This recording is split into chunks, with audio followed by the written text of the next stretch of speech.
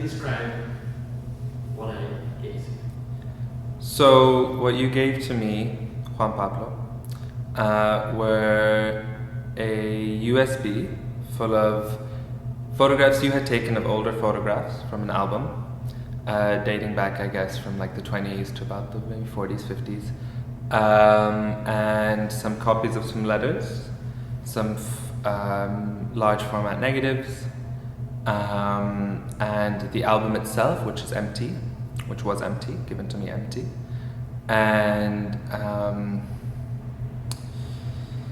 I think that's it. So, how did you first approach this archive that was mainly digital?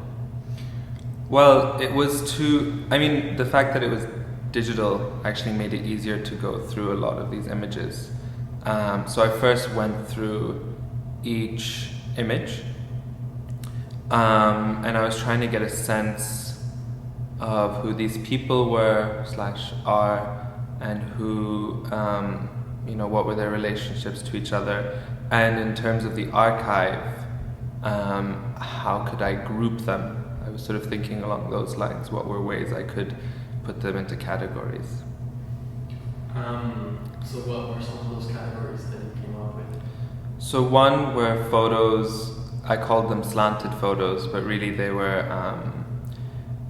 photos that had two black triangles on the sides. And I guess that was something wrong with the lens or something at the time. So I categorized those, and then I categorized ones of post-baptism with dog. They're photos post a baptism with a dog, who just happens to be there, and I thought the dog was interesting, given that he's at a baptism, which for me is unusual. And another one was a particular series of photos which you told me about later who was in them, but at the time I just categorized them as holding baby. There are quite a few photos of people simply wanting to have their photo taken holding the baby. Were you interested at all in this process, or how can you describe how interested you were in knowing the people from the pictures? Like, how important was it for you to understand who they were, or their relation to me or to the family? There was a part of me that wanted to go very deep into who exactly they were, their stories, and how those stories evolved into essentially you. But then a part of me also really enjoyed the mystery of it as well. It really enjoyed these sort of very beautiful, what now seem very dramatic photos of these incredible people, especially women, a lot of women, in these photos that for me seemed very familiar. When I looked at them, I thought of my own family, my mother's side in Lebanon, but at the same time familiar, but at the same time two completely different experiences. So I was more concerned with trying to make sense of them myself. So you feel that there was a part of you imprinting your own narrative and your own life into the archive of my family? Definitely, yeah. Yeah, that definitely came into it. I wouldn't say imprinting, but I would definitely, I guess you could say imprinting. I was thinking more relating. Not my family per se, but my own feelings behind loss, and behind me at an older age trying to grapple with loss that happened a very long time ago for me in my life, and trying to grapple with memory, and trying to grapple with losing memory. Because as I get older, it's becoming more and more evident that those memories that I always cherished are actually becoming harder and harder to piece together.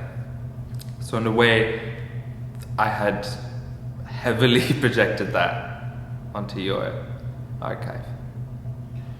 How would you say, after spending so much time with those images, how would you categorize them socially? Like what class, what status, what type of things could you read from these photos if you think about it right now?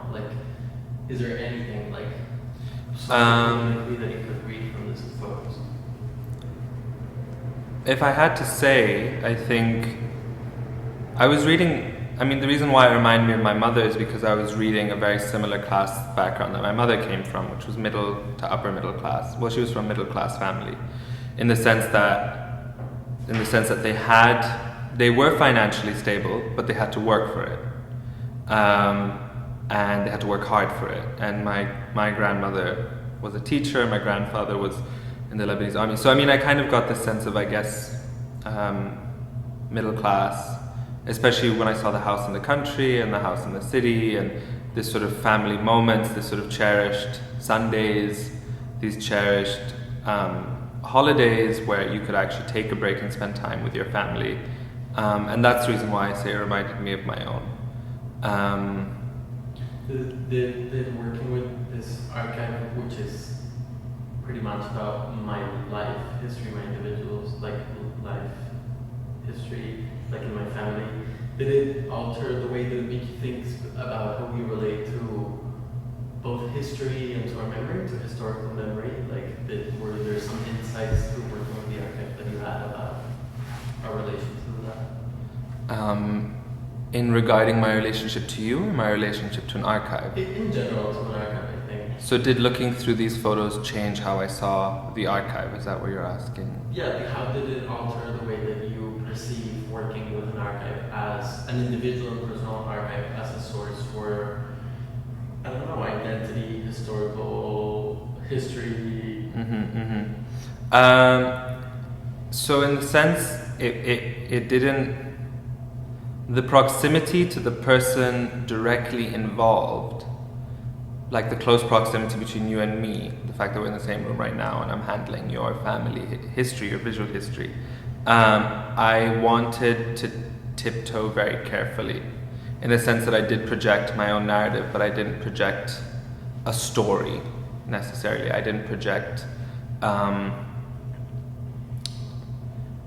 didn't want to mess with their entirety. I didn't want to necessarily take them apart. I didn't want to sort of do a sort of like iconoclastic kind of thing. I was very conscious of the fact that this was sensitive material, not necessarily sensitive like object, but sensitive emotionally.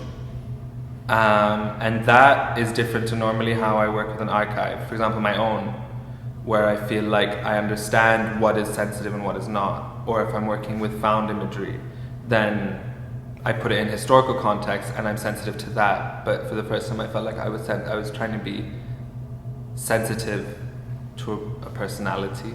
So can you just speak a little more about how you found this way of like, I don't know, using the archive as a subject in itself versus your interpretation of it? Yeah, definitely. I mean, the fact that when I was looking through it, my mind immediately categorized, and that surprised me.